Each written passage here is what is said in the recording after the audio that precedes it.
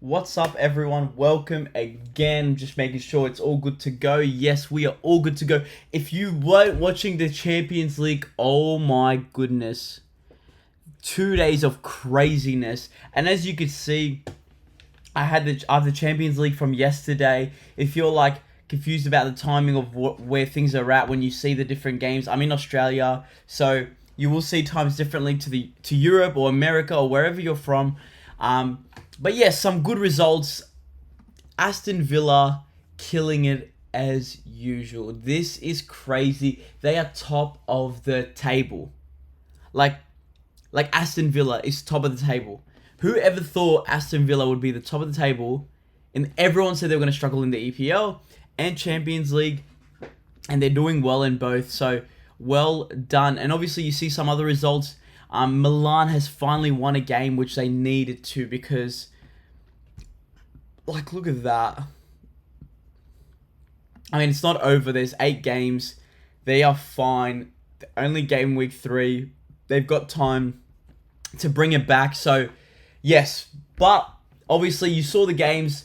Obviously, in the EPL, I'm an Arsenal man. But we really struggled. Like, it was shocking.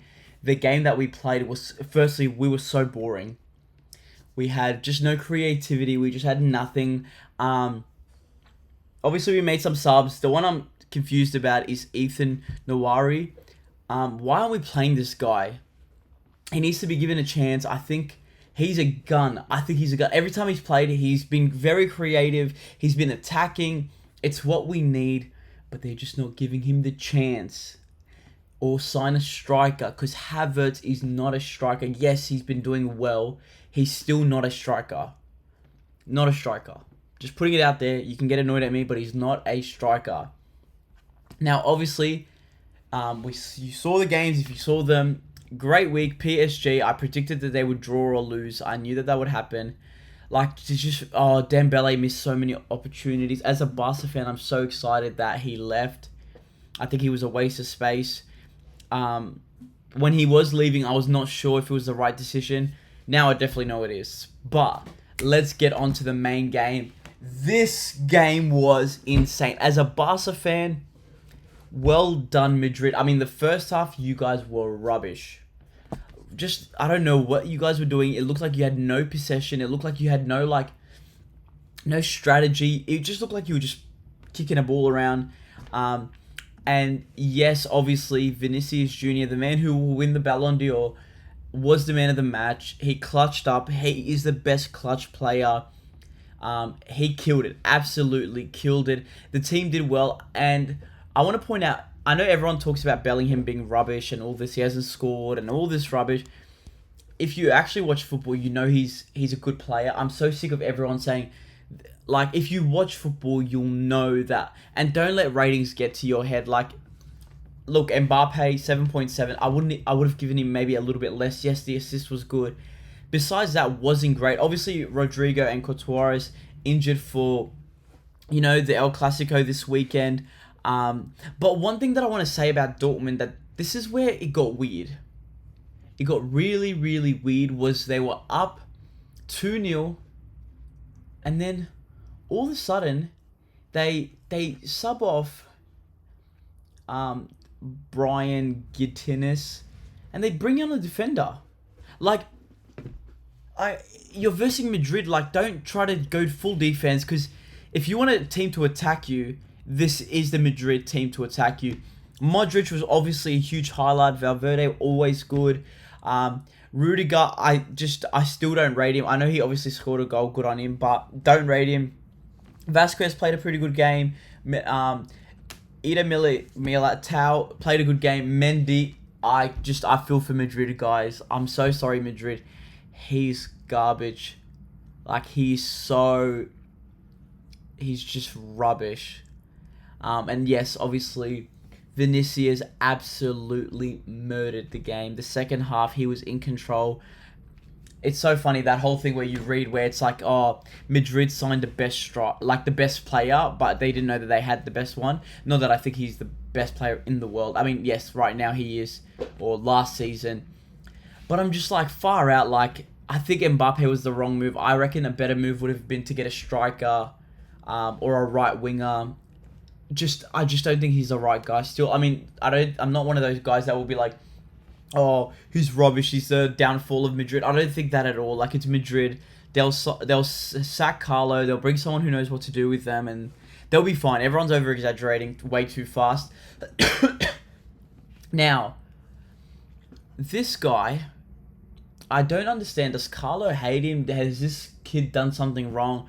Endrick didn't get any minutes either, but I think this guy's better than Endrick, mind you. I think he's way better. I think he's more talented. I think he will go further.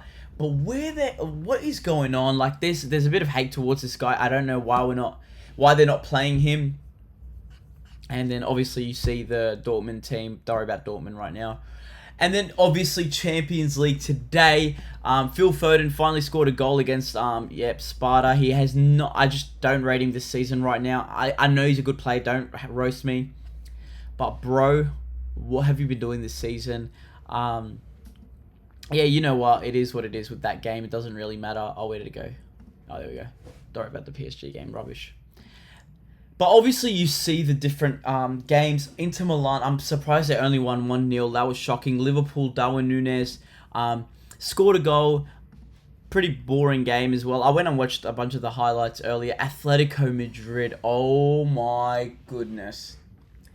Like, I don't know what's wrong with them. Like, just rubbish. Like, I don't even know how they drew with Real Madrid a couple weeks ago, but then they just I don't know what they were playing. I don't know what they were doing. I have no idea. But when I watched the highlights, man, did they just flop it. Black was not great. Jonathan David, I didn't even fully realize he came off the bench, and oh, there you go. Yes, obviously scored 2 goals. You know what? I've seen rumors about us getting him. Nowadays, I'm like, you know what?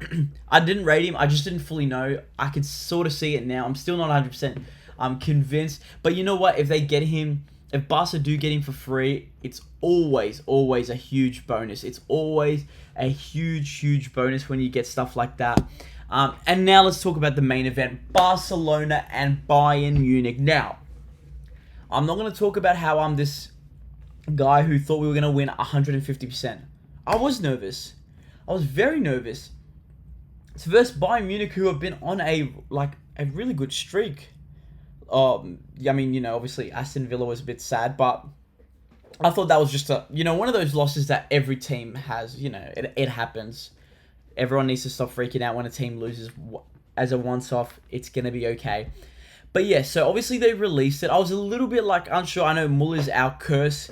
He is the guy that hates us more than anyone. And when I saw him, I was like, oh, they put him on for a reason. But I was also confused. Because I was like, why wouldn't you put Musiala?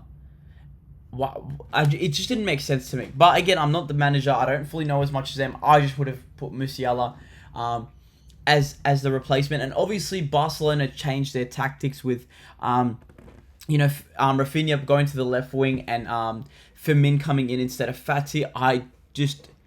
As a Barca fan, it hurts me to say, I just don't see Fati as that guy anymore. And not that I think he's a rubbish player, I just don't think he should be playing for our team. There, I said it. Don't hate me. That's just what I think.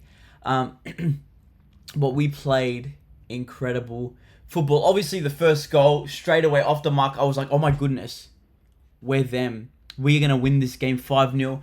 And then, obviously, you saw Kane scored, but then it was offside. There was chance after chance, and then 18th minute when he scored, I was devastated because they were going hard after us, and I was just a bit like, oh no, like have we stuffed this up? Like you could see the momentum over here from that moment on. Like all of this, I was like, we've lost this. Yeah, this is not our game, and it's discouraging because you're like, oh.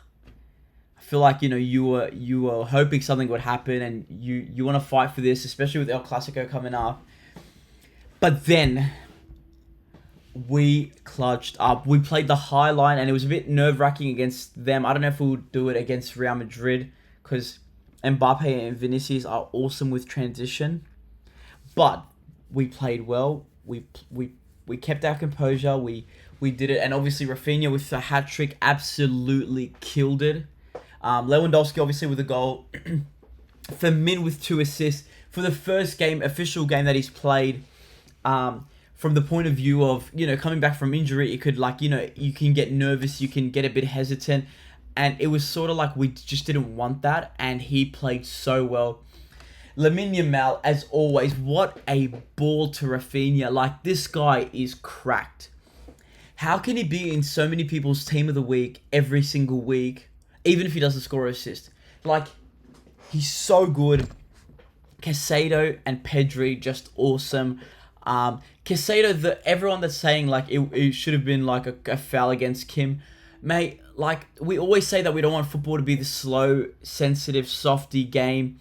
But then I'm like, if you zoom in, it's his wrist. Everyone needs to relax. Like, just everyone. And I'm sorry, I'm not Casado. I meant Firmin, Lopez. It was so soft. I think if you would call that, it'd be rubbish. If your team was in the same situation, you'd be like, nah, like that's fair enough. Casado, I want to talk about. Firstly, I felt like the ref had an agenda, which he probably didn't, but it looked like he did. Would just make the dumbest calls on him, even though he got all ball. He got the ball back and he did it well, but the ref just didn't like him. But obviously, yes, this is how we played. We played it well. To me, this guy was a huge standout. If we somehow bring De Jong on for him for the El Clasico as a starter, I'll be really annoyed. I think we should keep this. I mean, if Olmo comes in for Firmin, I'm fine with that. That's all good. This guy, 1, 2, 3, 4, 5. These 5 have to stay. Obviously, like, I'm not talking about the back line. I'm talking about the middle forwards. These 5 need to stay. The middle, I'm fine with. If Olmo has recovered faster and they reckon he'll be best, I'm fine with that. The rest were just phenomenal. Like, Casado just controlled. He was just awesome. He played that holding line very well. He's a baller. He's just so strong. For a little guy, he's strong. He will fight for the ball. Firmin, again, like, played brilliantly. Like, all these guys played so well. Like, Bolde played so well today. Yeah, like, everyone just played well. So I'm so excited. Obviously, now, to me, what's a bigger and more important game personally is this one for us. 6 a.m. on a Sunday morning is Barcelona versus Real Madrid. This is going to be huge. This is like undefeated buses. Obviously 901. 3 points apart. I mean, look, if they win, we'll still be first because of goal difference. I think so, from what I remember. But I would love to win this. I would absolutely love to win this game. I want us to just go all out, win this game. This will be a nice way to get us sorted. Because then we've got Espanyol, we've got Red Star, Real Sociedad. Like, it's pretty good after that. It's just that, you know what? These 3 games were tough. I think we can do it. All 9 points are coming to us. Thank you guys so much. Peace out.